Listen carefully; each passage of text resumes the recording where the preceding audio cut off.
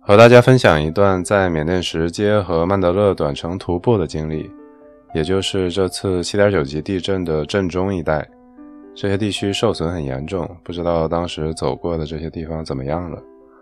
做这个节目，一方面是有听众希望我讲一讲田野调查中的趣事，一方面是缅甸大地震后，国内平台上有很多人在拍手叫好。我能理解为什么会出现这种现象，但这个我先不多说。我想从个人视角讲一点电诈以外的东西。这不是一次正式的调查，只是走马观花地参观了3个佛学院。当时我在禅修中心的调查已经告一段落，临走时我突发奇想，我何不从曼德勒徒步走到仰光，一路感受这里的风土人情。于是我就上路了。不幸的是，一共也没走几步，我离开禅修中心的第4天晚上就被警察抓起来了，宣告了这次短暂旅途的结束。欢迎收听七夜电波，大家好，我是陈明。第一天早上是坐车去石阶，这个是在过桥的时候拍的。这条伊洛瓦底江是曼德勒和石阶的分界线，从桥上看到的这一片就是石阶山。这里算是缅甸的在佛学教育方面的一个中心吧。大家可以看到山上大大小小全都是寺院，像雨后冒出来一堆蘑菇，把整个山都挤满了，远远望过去闪闪发光。我的第一站是缅甸最大的佛学院马哈甘达永。很快司机就把我放到门口了，然后他就走了，我就一个人在这里转来转去。这个传说中最大的佛学院怎么才这么几个人？有位居士看我东张西望的，好像很困惑的样子，就跟我聊了一下。结果这个地儿吧，它叫第一甘达永，不是马哈甘达永。出发前我是查好了徒步路线来的，这个确实是打乱了我的计划。不过既来之则安之，我就在这儿先看一看。先去找这儿的住持，这里有一些居士在做供养。我也送上礼物。我说了自己此行是想要参观几所佛学院，沟通的结果是我可以在这里借宿一晚。后来那位居士给我指了路，我就把东西放在这儿，徒步去了一趟西达古佛学院。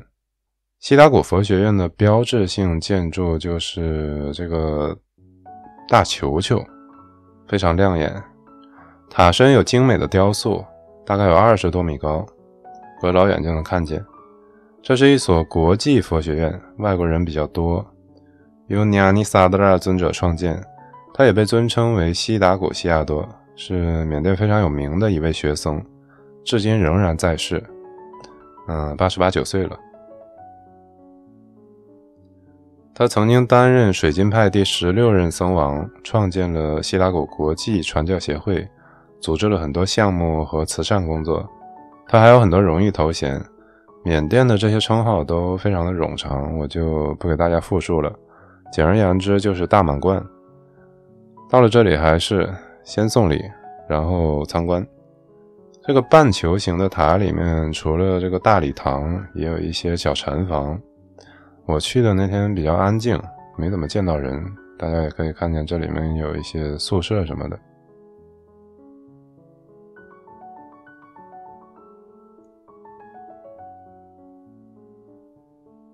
参观完了，走回那个甘达永投宿，顺便帮这里的一位中风的僧人扎针。其实我完全不记得这件事，我是看到当时的笔记才依稀想起来，好像是有这么回事。这不是一次正式的调查，大部分时间都花在走路和参观上了，记录的不仔细。时隔多年，好多细节我都想不起来了。像是这件事儿，这个人的年龄、症状、取学什么的都没写，在禅修中心我就会写得很详细。除了帮他扎针，我就只写了一句，他希望我多留，但我实在是不能再拖了。看来当时他感觉还不错，可惜当时我只会针灸，不然我就会教他们一点后来才学到的奇迹眼角，这样我走后他们也能自己操作和复健。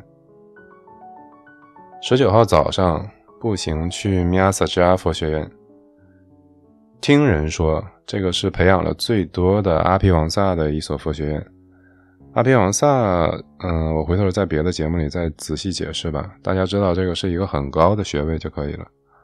我一进去就被震撼了，空地上有几百个人，有的在坐着，有的是站着，有的在走路，有的在躺着，但所有的人都在做同一件事，背经。当然所有的寺庙都干这个事儿，但我从来没见过这么多人如此专注的学习。从他们的神情和语调上，你可以看出他们的认真程度。他们不是在表演用功的样子给别人看。当时我感觉自己到了传说中的那兰陀，这个场景给我很强烈的冲击，以至于我不想去掏手机拍照。我尽量用眼睛吸收了这些印象，他们一直背到敲铃上课为止。有人问过我缅甸佛教最大的优点是什么，我说传统。他又问我最大的缺点是什么，我说传统。这句话三言两语解释不清楚，不过缅甸佛学教育的方式大家看到的这个是其中的一部分。我表明了参观的意愿，有人带我去见校长，到了办公室先送礼。你看我走到哪儿都是先送礼，这个是做调查的小诀窍。俗话说巴掌不打送礼人嘛，人家不见得差你的礼物，但表明友好的态度，你做什么都方便一点。校长找来一个年轻僧人当翻译，这个人我在禅修中心还见过。校长说这个学校里有6个外国人，也曾经有过中国人。笔记里没写一共有多少人，但我印象里好像是300人左右。地方不算大，但非常整洁。图书馆里，这里面有年龄稍大一些的，似乎是教师，他们在读书和谈笑，这一幕的氛围还挺轻松的，感觉他们是一些比较高阶的学生和老师吧。这是我在缅甸见过的行仪最好的佛学院，任何地方的鞋子、钵、衣物等等都摆得很整齐。吃饭的时候没有任何人交谈，连勺子触碰钵的声音都几乎听不到。午餐后，校长安排那位年轻的僧人和一位司机带我去山顶参观了一下，这个是山顶的佛像，从山顶望下去都是寺庙。我还想起来一件事，很多僧人把这种游客比较多的地方当成鹰语角，但我记不清是不是这里了。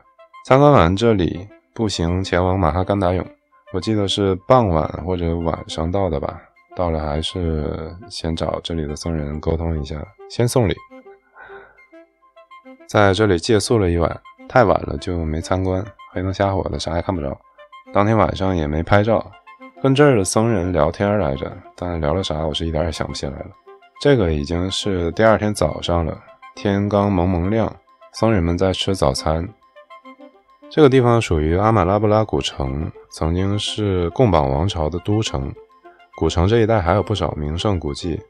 佛学院挨着乌本桥，乌本桥是全世界最长的柚木桥，长 1.2 公里，木材是从皇宫回收的。这里的日出日落是摄影师们的最爱。这个时候天还没亮起来，我也在这里等着看日出。群鸟在互相追逐。摄影吧，它就和写小说写剧本一样，都是一种谎言，或者说带有特定角度的叙事。大家在网上看到的乌本桥日落总是无限美好，但换一个角度你就会看到一些不一样的东西，比如说一地的塑料袋，因为总是有些垃圾不把垃圾带走。看完了日出，回佛学院参观。这个地方挺大的，毕竟是缅甸最大的佛学院嘛。创始人是加纳嘎阿毗王萨，77年去世。这位西亚多是名副其实的著作等身，写了70-80本书。华人佛教徒对他的接触主要是通过一本讲发趣论的入门的中文书籍，这个原作者就是这位马哈甘达永西亚多。也有本英文书《Abhidhamma in Daily Life》，也是流传很广。当时我不知道他生前住的那个故地就在乌本桥旁边，我不确定是不是我拍下来的这个，我也没注意看那个小佛塔是不是他的。据说这位西亚多喜欢站着写字儿，有一张很高的桌子，在那个年代他就开始搞人体工学设备了。在佛学院里闲逛，让我有一种回到中小学的熟悉感。不过老实说，这里没有给我留下特别深的印象，可能是因为先去了米亚萨迦，印象太强烈了。马哈甘达雍也算是比较严格的寺院，但感觉上比米亚萨迦要松散很多。不过既然是全世界最卷的佛学教育系统，在学习上一样少不了要花心思的。这个地方不仅在本土很出名，在旅游领域也很出名。午餐时很多游客会去参观所谓的千僧托钵，这个佛学院确实人很多，吃饭的时候排队要排老长。好多游客带着长枪短炮在这一顿刷刷。我也拿手机拍了几张。穿白色衣服的是准备要出家的小孩。这是斋堂门口，一些居士在做供养。排在最后的这几位应该是外国的僧人，可能是泰国的吧。这是一些结缘赠送的书籍，有缅文的也有英文的。 How meditation can help。 过阵子我要做讲正念冥想副作用的视频。Sorry。 继续上路，中午离开马哈甘达雍，穿过乌本桥。这个桥真的是很长，走要走半天。本来想按着地图走，结果刚下桥就走错了，7拐8拐，好不容易走到大路上，发现居然是曼德勒仰光高速。我发现全世界的地图软件都有一个共同的特点，就是他们永远能把你带到沟里去。有时候我不知道到底是手机出了毛病还是软件的问题。这个也是在缅甸截的屏，还好没有警察拦。中间路过一辆警车，把我吓够呛，以为是抓我来了。走到傍晚，看见一个小佛塔，产生了投诉的想法，就去了这个村子里的寺庙。没人会说英语，我就使用了一种古老的沟通技能，连说带比划。他们也让我借宿了。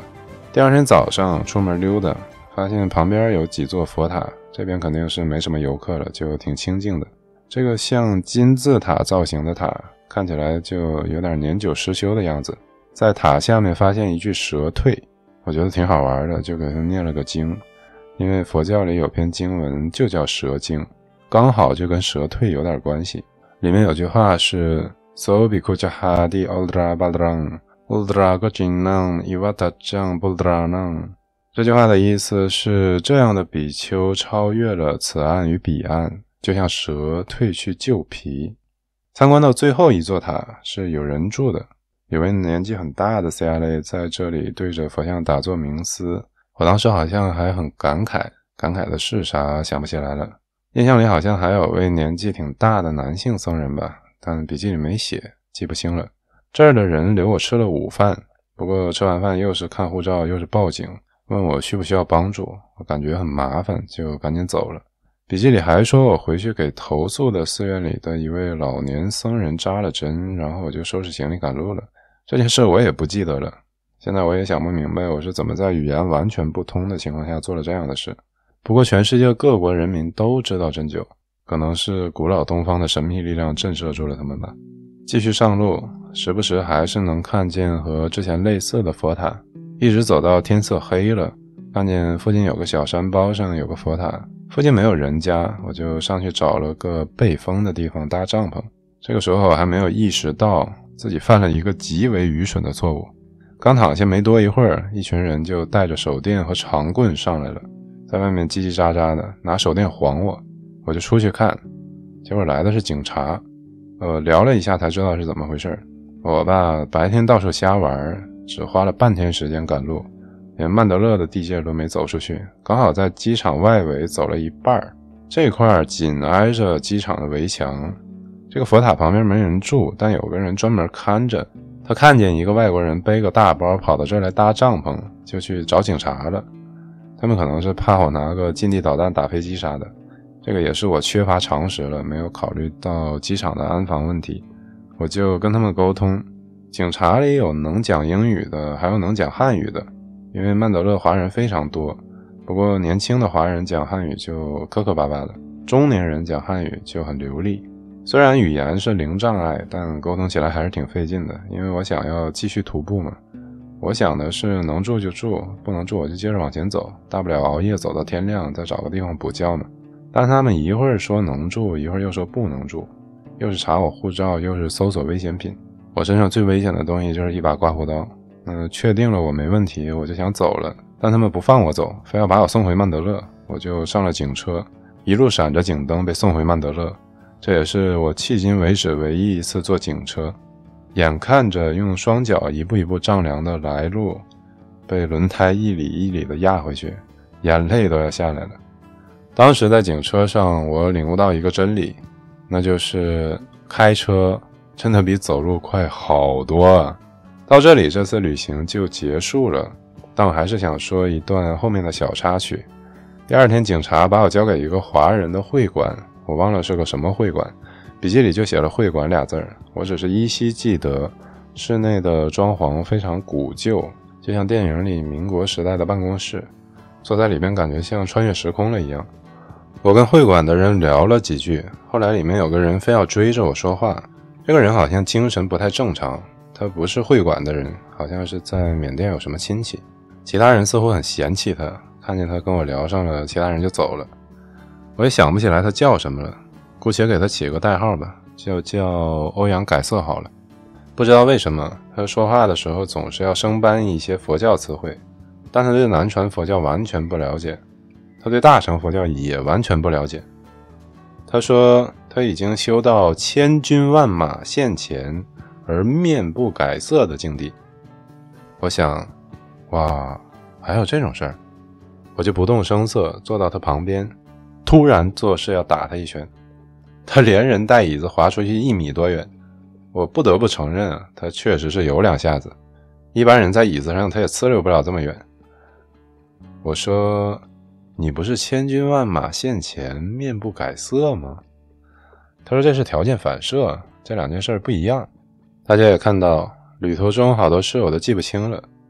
这件无关紧要的小事之所以印象深刻，是因为某种程度上，这个人是一个原型。我在每间寺庙、每所佛学院、每个禅修中心里看见他，我在镜子里看见他。当然，这些人都比他更懂理论，更有实践，能讲得更像模像样，但本质上他们并没有什么区别。